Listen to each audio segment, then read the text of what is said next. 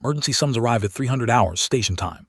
Ambassador Wu woke to the insistent beeping of his communication device, the red priority light casting shadows across his quarters. In 15 years of representing Earth at the Galactic Council, he had never received a red priority summons. Yellow, certainly. Orange on a few tense occasions, but never red. Dressed quickly in his formal diplomat uniform, the dark blue fabric with silver Earth insignias feeling heavier than usual. The corridors of the human delegation quarters were empty as he made his way to the transport hub.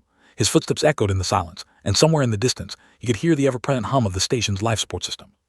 Galactic Council Chamber orbited Prime, an ancient world that had been the center of galactic politics for thousands of years. The station itself was massive, a structure so large it had its own artificial gravity and weather systems. It housed representatives from 847 different species, each with their own quarters, environmental requirements, and custom. Who had learned to navigate this complex web of alien politics over the years. He had studied their languages, their customs, their histories. He had made friends and enemies, brokered deals, and avoided conflicts. But as his transport pod approached the Grand Council Chamber, he felt something he had not experienced in a long time: fear. The chamber was full. Not just full, but absolutely packed with representatives. Every single species had sent their ambassadors. The massive circular room, designed to accommodate thousands, was filled to capacity. Wu had attended hundreds of council sessions, but he had never seen all 847 species present at once. Took his assigned seat in the human section, a modest area befitting Earth's junior status in the council. Beside him sat Han, his junior diplomat, a young man who had only been at the station for 2 years. Looked nervous, his hands clasped tightly in his lap. "What's happening?" he whispered. "I don't know," Wu replied quietly, "but we're about to find out." Lights dimmed, and a spotlight illuminated the central podium. High Chancellor emerged from the shadows, his crystalline body refracting the light into 1,000 colors. They were an ancient species in appearance, with bodies that resembled living crystal. They were beautiful and terrifying in equal measure. Raised one of his blade-like arms, and the chamber fell silent. "Members of the Galactic Council," his voice resonated through the translation devices, smooth and cold. "We gather today to address a matter of utmost importance, a matter of survival." The word survival rippled through the chamber like a shock wave. Species that had been enemies for centuries sat in their seats. Ancient beings that had seen civilization rise and fall leaned forward with interest. "The galaxy faces threats we cannot ignore," continued. "Forces beyond our borders, entities that seek to destabilize our peaceful union. We have maintained order but order comes at a cost." Who felt his stomach tight. He had heard speeches like that before, in Earth's own history. Leaders who spoke of external threats while tightening their grip on power. The Council Security Directorate has drafted a new initiative, the Protection Tithe. Gestured, and holographic displays appeared above each delegation section. Each member species will contribute 40% of their military resources and 30% of their economic output to the Council's central authority. These resources will be used to strengthen our collective defense and ensure the security of all member species. Chamber erupted, not in protest, but in immediate acceptance. One by one, species representatives stood and declared their loyalty to the Council. The collective, ancient reptilians who had been spacefaring for 10,000 years bowed their heads in acceptance. The cluster, a hive mind species, transmitted their agreement in perfect unison. On and on it went, each species playing their resources without question. We watched in disbelief. 40% of military resources, 30% of economic output. The numbers were staggering. For Earth, still establishing its colonies, still building its infrastructure, such a tithe would be devastating. It would set humanity back decades, perhaps centuries. Looked around the chamber. Some representatives seemed eager, clearly hopping to gain favor with. Others looked resigned, as if they had expected this day to come. A few, he noticed, kept their expressions carefully neutral, but their body language spoke of tension. When the declarations of loyalty finally ended, its multifaceted eyes turned toward the human section. And what says Earth? Will humanity join its fellow council members in this noble endeavor? All eyes turned to Wu. 846 species, thousands of representatives, waiting for his response, looked at him with barely concealed panic. Wu stood slowly, feeling the weight of humanity's future on his shoulders. He had been trained for moments like this, trained to be diplomatic, to find middle ground, to never make enemies unnecessarily. But he had also been trained to recognize when something was fundamentally wrong. "Chancellor," he said, his voice carrying across the silent chamber, "this is a significant request. Earth must consult with our government before committing such substantial resources. I request time to present the proposal to my people's leadership and return with an official response." The silence that followed was absolute. No one had asked for time. No one had questioned the demand. Crystalline face was unreadable, but his voice carried a note of condescension. "Of course, Ambassador, we understand that younger species often need time to comprehend their responsibilities within the Council. You have 7 standard days. We trust Earth will make the correct decision." The emphasis on correct decision was not subtle. The session ended and representatives began to file out. Several ambassadors deliberately avoided looking at Wu. But a few, he noticed, met his eyes briefly. One was Counselor of the Collective, an ancient reptilian who had served on the Council for longer than humanity had been spacefaring. His expression was complex, something between respect and warning. Wu gathered his materials and prepared to leave. Stayed close, his face pale. "Sir," the young diplomat whispered as they walked toward the exit, 40% of our fleet, 30% of our economy. We can't possibly agree to that." "No," Wu agreed quietly, "we can't." "Then what will we do?" Wu looked back at the Grand Council Chamber, at the massive structure that represented galactic civilization, at the center of power that now demanded Earth's submission. "We're going to talk to the President," he said, "and then we're going to make a choice."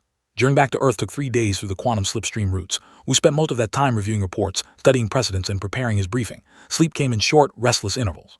When his ship finally emerged from the slipstream above Earth's blue marble, he felt a complicated mixture of relief and dread. Home had never looked more beautiful or more vulnerable. The Terran government headquarters in Geneva had changed little in the 15 years since he had left for the council station. The same mountains framed the horizon, the same lake reflected sunlight like scattered diamonds. But the building itself now bristled with defense system, and ships patrolled the orbital space above in careful pattern. Dent Lee met him in the secure conference room on the building's top floor.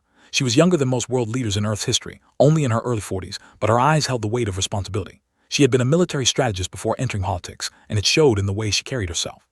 Ambassador, she greeted him formally, though they had known each other for years. Welcome home. Thank you, Madam President. Wu set his briefcase on the table, though I wish it were under better circumstances. Began filing into the room. Defense Minister, a gruff man with hair and sharp eyes who had commanded forces during the colonial expansion. Admiral Sora, head of Earth's combined space forces, tall and composed with calculating intelligence in every movement. Doctor, chief scientist of the Quantum Research Division, young but brilliant, her reputation built on breakthrough after breakthrough. When everyone was seated, Wu activated the holographic display and began his briefing. He showed them recordings of the council session, played speech, displayed the tithe requirements and start numbers. The room remained silent as the full scope of the demand became clear. 40% of military resources, 30% of economic output, ongoing, indefinite, non-negotiable. This is insane, Defense Minister finally said, his voice rough. We barely have enough ships to protect our colony worlds as it is. They want us to just hand over half our fleet. Want more than that? Admiral Sora said quietly. She pulled up her own data displaying Earth's military distribution across human space. If we give them 40%, we won't be able to maintain patrol routes. Our colonies will be vulnerable, not to external threats but to the Council itself. And the economic impact, President asked, looking at the financial data. Doctor manipulated the hologram, bringing up projection models. Devastating. We've been investing heavily in infrastructure, research, colonial development. 30% of our economic output would halt most of that. We'd have to shut down research facilities, delay colony expansions, possibly even recall settlers from newer worlds. How long would it set us back? The President pressed. Conservatively, 50 years, maybe more. Doctor's expression was grim. We'd basically freeze our development at current levels while continuing to pay the tithe. Weight of those words settled over the room like a heavy blanket. Defense Minister leaned forward. What about the other species? Did any of them object? No, Wu said. Every single species accepted immediately. Some seemed eager, others resigned, but none refused. None? Admiral Sora's eyebrows rose. Not even the older, more powerful species. Not openly, no. Wu paused. Though I noticed something. A few representatives, particularly Counselor of the Collective, seemed relieved when I asked for time, as if they were hopping someone would question the demand. The President stood and walked to the window, looking out over the Geneva landscape. Tell me about they've been on the Council for 10,000 years, correct? Yes, Madam President, they're one of the founding species. And they just accepted this without question. Publicly, yes. The President turned back to face the room. I want to know if this has happened before. Wu, you said you've been studying Council history. Have there been similar demands? I found references to contributions and resource sharing in historical records, but nothing this explicit or this large. Wu pulled up several ancient documents. The language is always vague, always framed as voluntary cooperation.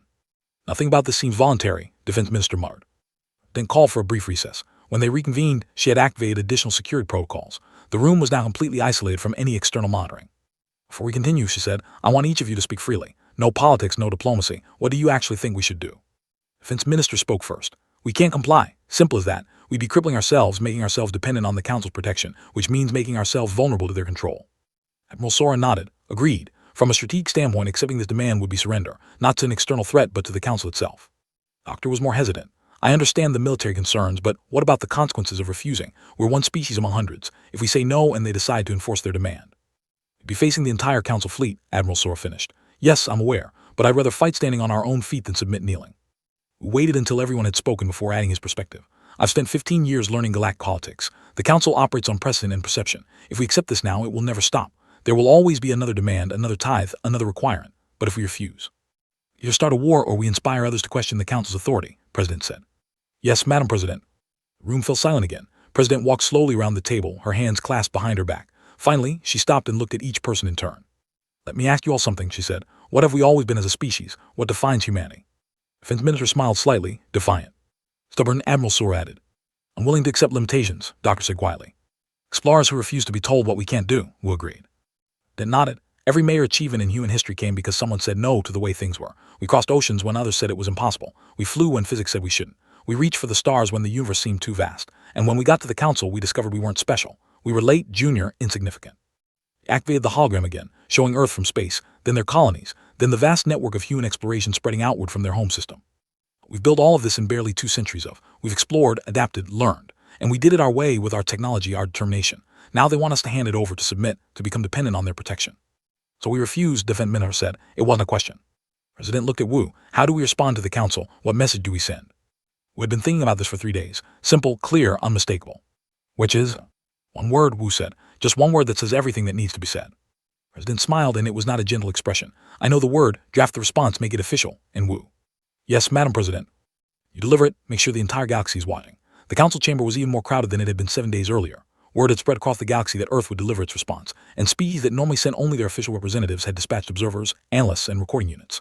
The air, adjusted to accommodate hundreds of different atmospheric requirements, hummed with conversation in countless languages. Who stood in the human delegation area, wearing his formal uniform, his expression calm. Beside him, looked nervous but tried to hide it. The young diplomat had helped prepare the official documents, though he still didn't know exactly how the ambassador planned to deliver Earth's response. Are you ready, sir? And whispered. As ready as I'll ever be, Wu replied. Orbit around the station, Captain Park watched from the bridge of her flagship, She commanded the small Earth defense fleet stationed near Council space, just 12 ships, but every one of them was ready. Admiral Sora had sent encrypted orders before Wu departed Earth. If things went badly, knew exactly what to do. Lights dimmed in the council chamber. High Chancellor emerged onto the central podium, his crystalline form catching and refracting the spotlights. He looked confident, almost smug. Around the chamber, various species representatives sat in carefully arranged groups. Some looked expectant, others curious. A few appeared uncomfortable. Members of the Galactic Council, the voice resonated through the translation network. We gather to receive Earth's response to the protection hive. 7 days have passed, surely sufficient time for even a young species to understand the necessity of contributing to our collective security. There was polite laughter from some delegations, others remained silent. We hear from the human representative, continued. I want to acknowledge the wisdom of our council members who have already committed their resources. Your loyalty strengthens us all. The collective has confirmed their full contribution. The cluster has already begun transferring resources. The syndicate has exceeded the required tithe as a show of dedication. Paused, letting the weight of those commitments settle over the chamber. The message was clear, everyone else had, Earth stood alone. Now turned his multifaceted eyes toward the human section. Ambassador, please approach the podium and deliver your government's response. Wu walked slowly to the central platform, his footsteps echoing in the sudden silence. He carried a small data device, and his posture was straight but not aggressive, formal but not submissive. He had spent the entire journey back from Earth practicing this moment. When he reached the podium, he stood quietly for a moment, looking around the massive chamber. 847 species, thousands of representatives, millions watching via quantum link across the galaxy. The weight of all those eyes pressed down on him, but he kept his expression calm. Chancellor, he said, his voice clear and steady. Members of the Council, Earth has carefully considered the protection hive proposal. Our government has analyzed the economic impact, the military implications, and the long-term consequences. We have consulted with our military leadership, our scientific advisors, and our elected representatives. Nodded, clearly expecting the standard acceptance speech. Several species representatives had already prepared welcoming remarks about humanity's maturation and integration into Council society. Understand that the Council has existed for, Wu continued, that your systems and traditions have maintained a degree of galactic stability. We respect that history. But prompted, sensing something in Wu's tone. Wu activated the data device. Instead of displaying economic data or military commitments, the holographic projectors throughout the chamber lit up with a single word in the universal galactic language. The word was simple, clear, and absolutely unmistakable. No. Chamber erupted. The single word hung in the air above every delegation, repeated in holographic form in every corner of the massive space. Representatives jumped to their feet, some shouting in outrage, others in disbelief. The carefully maintained order of the council dissolved into chaos. Crystalline body seemed to vibrate with anger. Explain yourself, Ambassador. This is unprecedented. This is insulting. Wait for the noise to die down. When he spoke again, his voice cut through the chaos with absolute clarity. Earth recognizes the authority of the Galactic Council in matters of trade, diplomacy, and cooperation. We value our membership and the opportunities it provides for peaceful interaction with the galaxy's many civilizations. Paused, making sure every translation device had time to convey his words properly. However, sovereignty over Earth's military forces and economic resources is non-negotiable. We will not submit 40% of our fleet to external control. We will not transfer 30% of our economy to an authority that operates without our consent. These demands exceed the Council's legitimate authority. The Council's authority is not for you to define. The voice was sharp as broken crystal. You are one species among hundreds. You have been members for barely 15 years. You do not dictate terms. We are not dictating terms, Wu said calmly. We are declining yours. The chamber exploded again. This time, the chaos was different. Some species were shouting for Earth's immediate expulsion. Others were silent, watching. A few delegations were having urgent internal discussions. Earth's refusal is a violation of Council law, declared. It threatens the security of all member species. I call for an immediate vote to authorize military enforcement of the protection tithe and to strip Earth of its Council membership. Before the vote could be called, a voice cut through the noise. It was old, resonant, and carried the weight of. Point of order, High Chancellor. Every head turned. Counselor of the Collective had risen from his seat. The ancient reptilian moved slowly to a speaking position, his scaled form showing the wear of countless centuries. The Council Charter, said slowly, the foundational document that binds us all, makes no provision for the mandatory contribution of military or economic resources beyond the standard membership dues. The protection tithe, while presented as law, is not actually in any binding Council regulation. Silence fell over the chamber. Delegates began frantically checking their data devices, searching through legal archives. That is a technicality, snapped. The Security Directorate has full authority to. Recommend, interrupted gently, not to mandate, not without a full Council vote and Charter amendment. Their voices began rising. Species that had seemed content to accept the tithe were now questioning it. Younger delegations, those who had joined the council in recent centuries, were having animated discussions. It would side with this upstart species against the council, demanded of. Side with the charter, replied, as we all should. We used the confusion to make a final statement. Earth offers an alternative. We will contribute advisors, share technology that might benefit council security, and participate in joint defense initiatives. But we will do so as equals, not as subordinates. We will cooperate, but we will not submit. Rage was palpable. The High Chancellor's crystalline body seemed to crack with internal pressure. This session is adjourned, he declared, his voice like breaking glass. But Earth has made a grave mistake. You have chosen isolation over cooperation, defiance over wisdom. You will learn the cost of standing alone. The chamber emptied, species representatives gave the human delegation a wide berth. But Wu noticed something. Several younger species, those who had joined the council in the last few centuries, made subtle gestures as they passed. A nod here, a slight bow there, a brief meeting of eyes that conveyed something between respect and hope. Waited until they were alone in their transport pod before speaking. Sir, we just said no to the entire Galactic Council. Yes, Wu agreed, watching the council station recede through the viewport. They'll come for us one day. Probably. Was it worth it? We thought about Earth, about humanity's colonies spreading across the stars, about the word no that now echoed across the galaxy. Yes, he said finally. Yes, it was. Council's response came within hours. Trade sanctions, immediate and comprehensive. Every council member was instructed to cease commercial activity with human colonies. Diplomatic channels were frozen. Earth's representatives were barred from council facilities except for their designated quarters. Park read the official declaration on her flagship's main display and allowed herself a grim smile. They're trying to starve us into submission without actually declaring war. Will it work? Her first officer asked. Not likely, replied. Humanity didn't get this far by depending on others for survival. Across human space, the response to the sanctions was swift and coordinated. Admiral Sora had prepared contingency plans, and they went into effect immediately. Human colonies increased production of essential goods. Trade routes were rerouted through non-council space. Research facilities accelerated their timelines, knowing they might soon need every technological advantage they could develop. Doctor stood in the quantum research facility beneath the mountains of Switzerland, watching her team work with focused intensity. The sanctions had freed her from certain council restrictions on experimental technologies. She found herself thinking that perhaps isolation had its advantages. In orbit around Earth, defense platforms came online that had been mothballed for years. Ships that had been scheduled for decommissioning were refitted and returned to service. President Lee addressed the United Terran government with calm determination. We knew this might happen, she told the assembled representatives. We prepared for this. Now we show the galaxy what humanity does when pushed. He wasn't satisfied with sanctions alone. 3 weeks after Earth's refusal, he began assembling what he called a peacekeeping fleet. The official reason was to enforce council law and protect member species from Earth's aggressive stance. The real reason was obvious to everyone: intimidation and possible military action. 400 ships, vessels from dozens of different species, unified under command. It was an impressive display of force, larger than any fleet assembled in recent council history. The message was clear: comply or face destruction. And watch the fleet gather through long-range sensors. 400 ships versus Earth's total active fleet of 87. The math was brutal. We recall our deep space exploration vessel, her tactical officer asked. No, said firmly. Admiral's orders are clear. We defend our territory with what we have. We don't abandon our principles because someone threatens us. Human colonies prepared for the worst. On 442b, the oldest extrasolar colony, Governor Min sung coordinated civilian evacuations to underground shelters while military forces took defensive positions. Similar preparations were happening on every human world. But something unexpected began to occur. The trade sanctions were not being uniformly enforced. Several species, particularly younger council members, continued trading with human colonies through intermediaries. Goods and materials flowed through deliberately created loopholes in the sanctions. The council's united front was showing cracks. So sent a secret message to Ambassador Wu, delivered through encrypted channels that even the council security systems couldn't trace. The message contained historical records spanning centuries, documenting previous instances of the protection tithe or similar demands. The pattern was clear and disturbing. Every few centuries, when dominance waned, they would engineer a crisis, claim an external threat, demand resources, consolidate power. Species that resisted were isolated, sometimes destroyed, always made examples of. They had maintained their position not through cultural achievement or technological superiority, but through systematic exploitation. We've done that before, Wu told President via secure quantum link. Multiple times, and every time some species resisted initially, but without support they either submitted or were destroyed. We're not alone this time, President replied. We have friends who haven't declared themselves yet. Peacekeeping Fleet 400 strong began its approach toward the system. Commanded from his flagship, a massive dreadnought that dwarfed most other vessels. His battle plan was straightforward. Demonstrate overwhelming force, destroy a few military targets, and wait for Earth to surrender.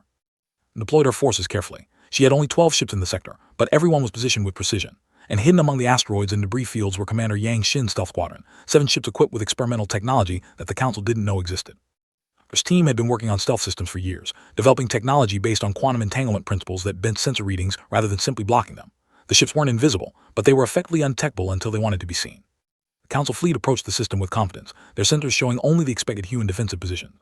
Admiral Sora watched from Earth, connected via quantum link to every human ship in the sector.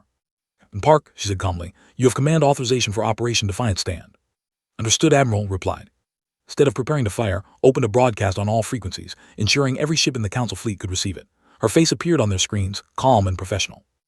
Chin Council Peacekeeping Fleet. I'm Captain Park of the Terran Defense Force. Before this situation escalates, I want every member of your fleet to understand what you're doing. You're not facing an enemy. You're threatening a fellow council member. Your government's told you this was about enforcement and security. But ask yourselves, when did enforcing trade policy require 400 warships?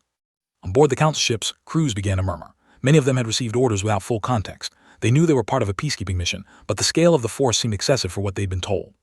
Voice cut across the channel, sharp and angry. Ignore the human propaganda. All ships prepare to engage military targets. Fire on my command.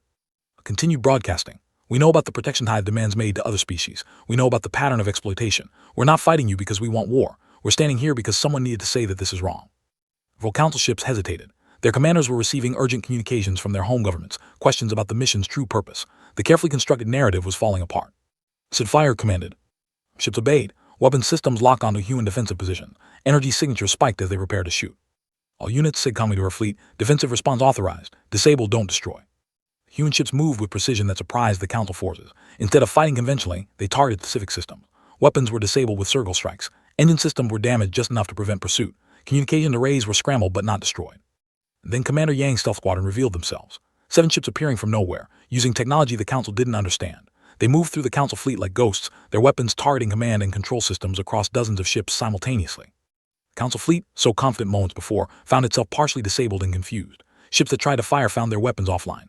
Those that attempted to maneuver discovered their engines responding sluggishly. And through it all, the human forces maintained their positions, defending but not advancing, disabling but not destroying. Watched in disbelief as his overwhelming numerical advantage evaporated. How? He demanded. How are they doing this? On several council ships, crews were refusing orders to continue the attack. Captains who had been uncomfortable with the mission from the start were now openly questioning their orders. The fleet's cohesion was breaking down. Broadcast again, this time directly to his flagship. We don't want to fight you. We just want to live freely. Stand down, High Chancellor. This doesn't have to continue. Response was rage, pure crystalline rage. He targeted his flagship's main weapon personally, overriding safe protocols and crew objection. The target, the main colony on 442B, 2 million human civilians. If you won't submit, he transmitted on all channels, then you'll serve as a lesson to every other species that dares to defy the council. Weapon began to charge, energy readings climbing to devastating levels. Saw it and knew her ships couldn't intercept in time. Commander Yang volunteered immediately to attempt a suicide run on his flagship, but even that would be too late. Galaxy held its breath, watching through countless quantum link feeds as the High Chancellor prepared to commit mass murder in the name of order. The energy readings from his flagship climbed higher. 2 million civilians on 442B went about their lives, unaware that death was charging in the void above them. Captain Park calculated trajectories, knowing her ship couldn't intercept in time but preparing to try anyway. And Counselor's voice thundered across every communication channel in the galaxy. High Chancellor stands accused of crimes against the Council Charter. Transmission was broadcast simultaneously to every council member world, every military vessel, every diplomatic station. Had used his ancient authority to access the Council's emergency network, a system designed for existential threats to galactic civilization. For 6 centuries, continued, his old voice carrying the weight of undeniable truth, the leadership has exploited Council authority for personal gain. The protection tithe was never about security, it was about control. Graphic displays activated across the galaxy, showing documents, financial records, communication logs, had compiled centuries of evidence, and now he released it all at once. The galaxy watched as the truth unfolded before their eyes. Species after species had been systematically exploited, resources taken, development stunted, independence stripped away. The pattern was clear and undeniable, and those who had resisted most effectively had been isolated, threatened, or destroyed. Their fates were recorded in clinical detail in archives that had somehow accessed. I have served the Council for 3,000 years, said, and his voice carried profound sadness. I have watched the pattern repeat. I have remained silent, telling myself it was necessary for stability. But today, watching one species finally say no, I realize that stability built on oppression is not peace, it is cowardice. Flagship crew members stopped following orders. Engineers refused to maintain the weapon charge. Navigation officers backed away from their stations. Even crew members, faced with undeniable evidence of their government's actions, could not continue. Mutiny shrieked, "This is mutiny, I will destroy you all." Rushed to the weapon controls himself, his crystalline limbs moving frantically. But across the Council fleet, ships were breaking formation. Captains who had been uncomfortable with the mission from the start now had justification for their doubts.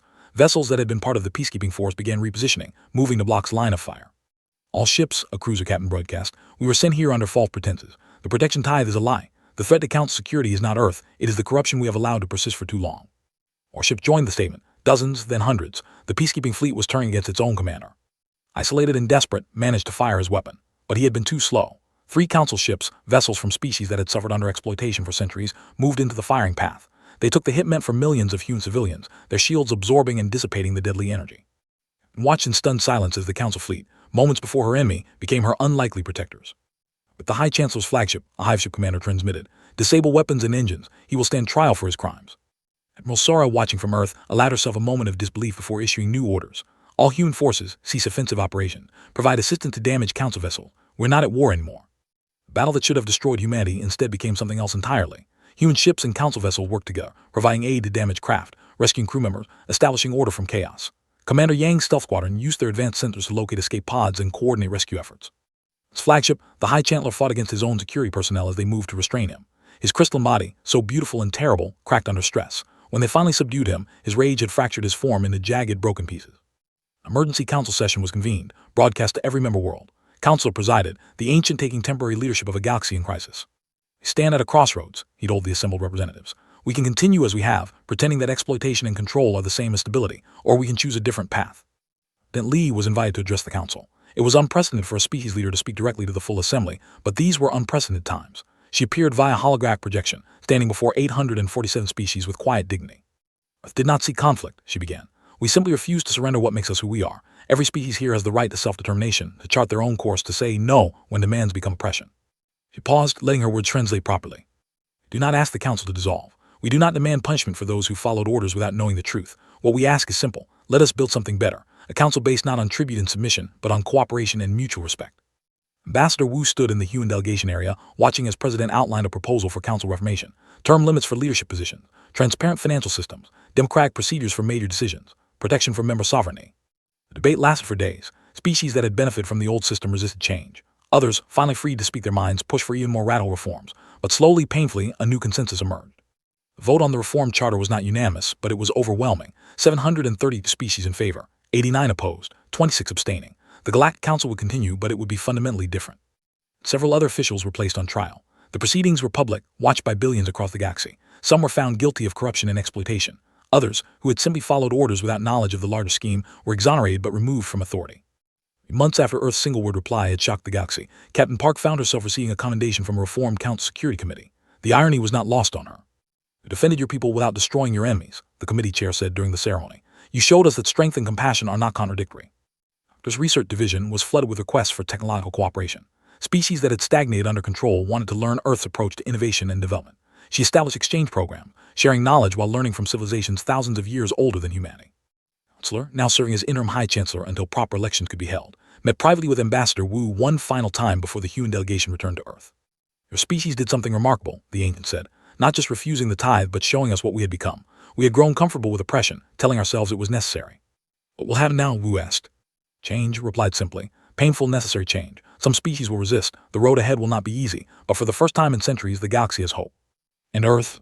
Your species has been offered a permanent seat on the Reformed Security Committee. Your president's proposal for council restructuring has been largely adopted. You came to us as outsiders, and you reminded us of what we should have been all along. When Wu returned to Earth, he found a changed world. The sanctions had been lifted, trade was flowing again, but humanity had learned it could stand on its own if necessary. The isolation had forced innovation, cooperation, unity. President Li greeted him personally. Well done, Ambassador. I just delivered a message, Madam President.